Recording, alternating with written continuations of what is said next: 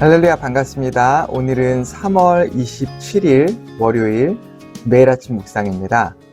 오늘 말씀은 예수님의 재림이 어떠할지, 그리고 그 재림의 날에 어떠한 사람들이 구원을 받을 수 있을지에 대해서 예수님께서 말씀하십니다. 오늘 본문은 마태복음 24장 36절에서 51절 말씀입니다. 살아계신 하나님의 말씀입니다. 그러나 그 날과 그 때는 아무도 모르나니 하늘의 천사들도 아들도 모르고 오직 아버지만 아시느니라. 노아의 때와 같이 인자의 임함도 그러하리라. 홍수전에 노아가 방주에 들어가던 날까지 사람들이 먹고 마시고 장가들고 시집가고 있으면서 홍수가 나서 그들을 다 멸하기까지 깨닫지 못하였으니 인자의 임함도 이와 같으리라.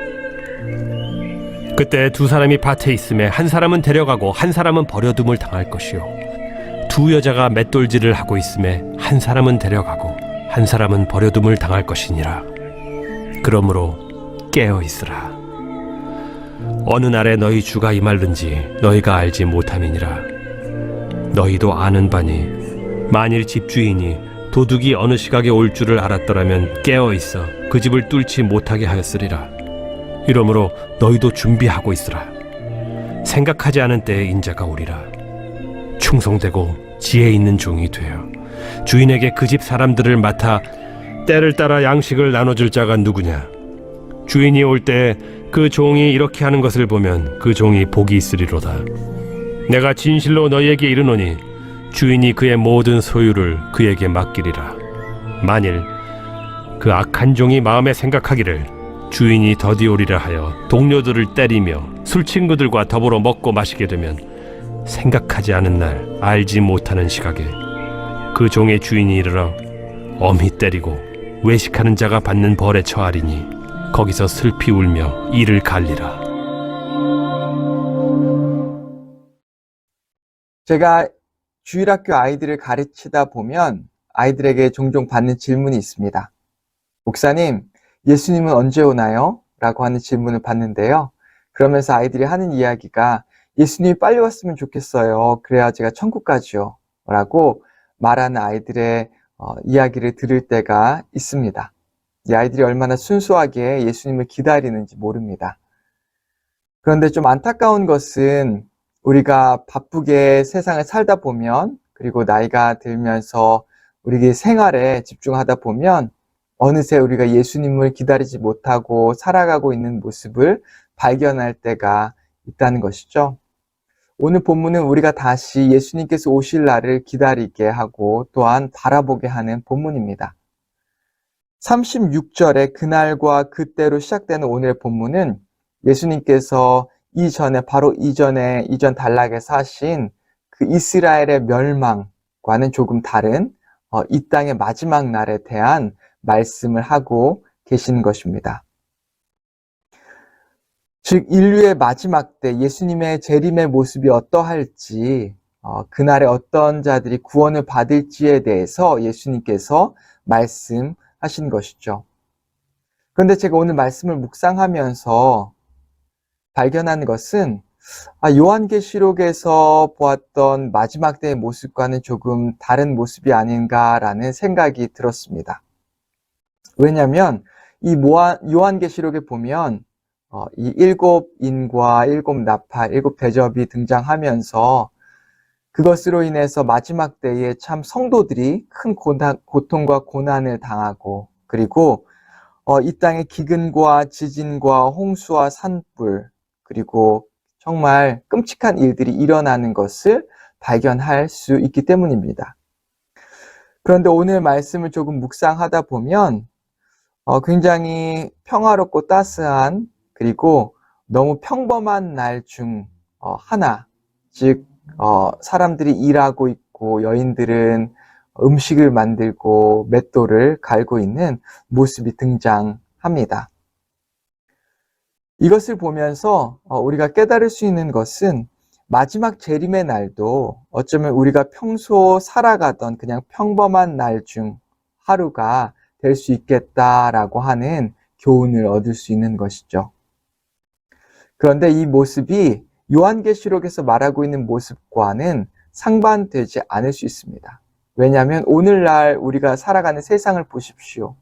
코로나로 인해서 역병이 온 세계에 퍼져서 얼마나 많은 사람들이 죽었습니까? 그리고 또한 전쟁의 소문이 여기저기에서 들려오고 기상 변화와 지진과 기근이 세계 곳곳에서 일어나고 있는 것을 발견하고 있죠. 그럼에도 불구하고 세상의 수많은 사람들은 하루하루를 평범한 날처럼 살아가고 있기 때문입니다. 예수님께서는 이 재림의 마지막 날을 노아의 홍수를 들어서 설명하시는데요. 마태복음 24장 37절에서 39절의 말씀입니다. 노아의 때와 같이 인자의 임함도 그러하리라. 홍수 전에 노아가 방주에 들어가던 날까지 사람들이 먹고 마시고 장가들고 시집도 가고 있으면서 홍수가 나서 그들을 다 멸하기까지 깨닫지 못하였으니 인자의 임함도 이와 같으리라. 아멘.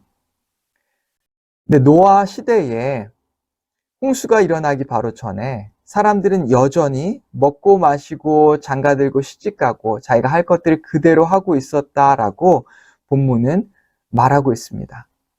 그리고 홍수가 나서 그들이 죽기 바로 전까지도 무슨 일이 일어나고 있는지를 그들이 깨달지 못하고 있었다라고 말하고 있는 것이죠. 예수님의 재림 때에도 이와 같을 것이다 라고 말하고 있어요. 즉, 많은 사람들이 예수님의 재림이 임했음에도 불구하고 그 재림을 깨닫지 못하고 본문에 말한 것처럼 평소에 일하던 것처럼 밭을 갈고 있고 또한 맷돌질을 하면서 하루를 살아가고 있을 것이다 라고 말하고 있는 것입니다. 그런데 이 두 사람이 밭에서 일을 하고 있는데 그 사람 중 한 명만 구원을 받고 그리고 맷돌질도 두 여인이 하고 있는데 그 중에 한 명만 데려감을 당한다라고 본문은 말하고 있죠. 오늘 본문에서 우리가 묵상할 때에 정말 마지막 때가 이뤘을 때 우리가 그냥 평범하게 일만 하고 있으면 안 된다라고 하는 것이 오늘 말씀이 주는 포인트가 아닙니다.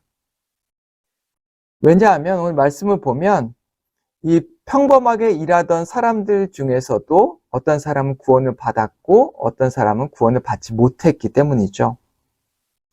그러므로 오늘 말씀의 핵심 포인트는 바로 항상 깨어 있으라라는 말씀입니다. 우리 42절 말씀 함께 읽겠습니다. 그러므로 깨어 있으라. 어느 날에 너희 주가 임할는지 너희가 알지 못함이니라. 깨어 있으라 라고 말씀하고 계시는데요. 깨어 있는다 라고 하는 것은 무엇일까요?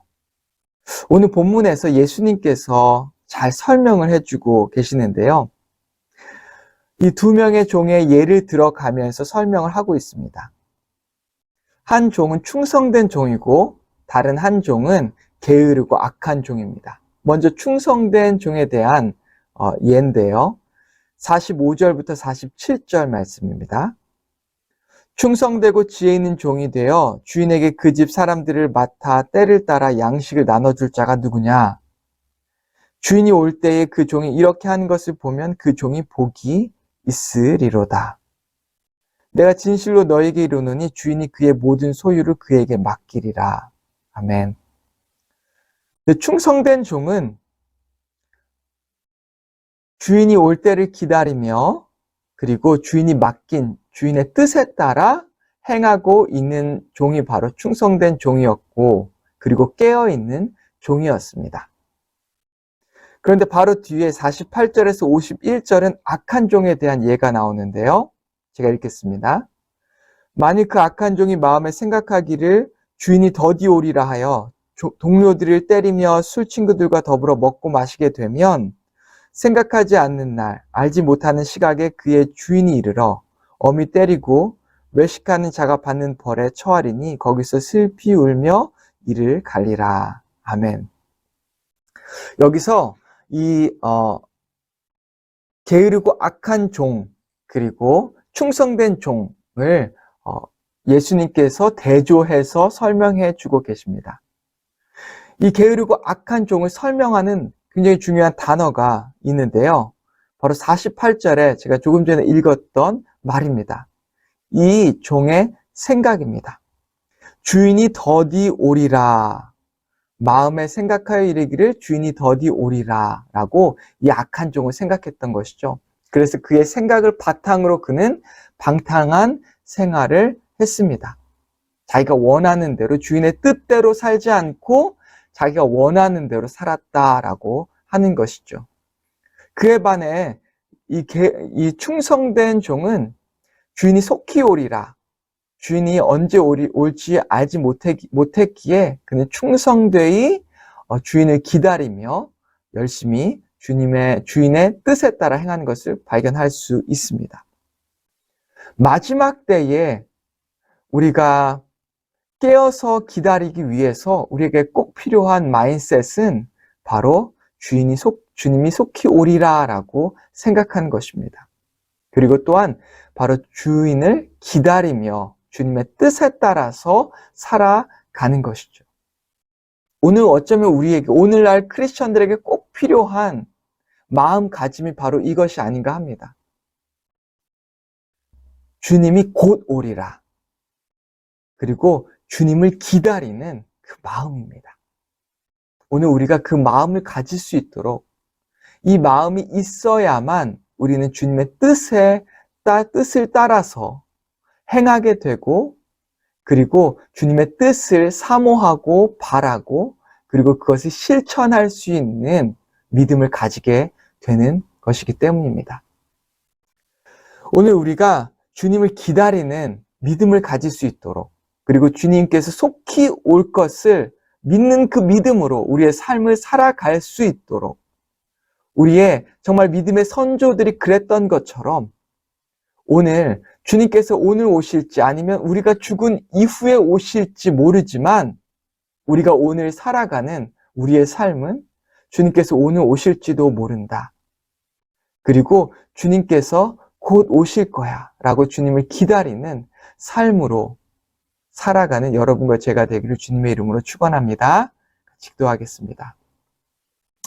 하나님 아버지 감사합니다. 오늘 본문을 통하여서 예수님의 재림의 그 날이 어떠할지, 그리고 어떤 자들이 구원을 받을 수 있을지에 대해서 우리가 배웠습니다.